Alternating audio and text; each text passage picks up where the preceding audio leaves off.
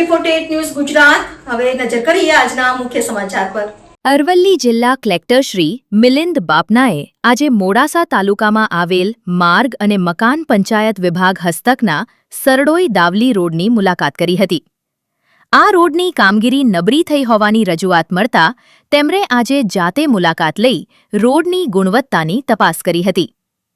વર્ષ 2022માં બનેલા આ રોડ પર ઠેર ઠેર ખાડા પડેલા ધ્યાને આવ્યા સાથે જ રોડ અને પેચવર્કની ગુણવત્તા નબળી જણાતા જવાબદાર નાયબ કાર્યપાલક ઇજનેર અને કોન્ટ્રાક્ટરને નોટિસ પાઠવવામાં આવી છે।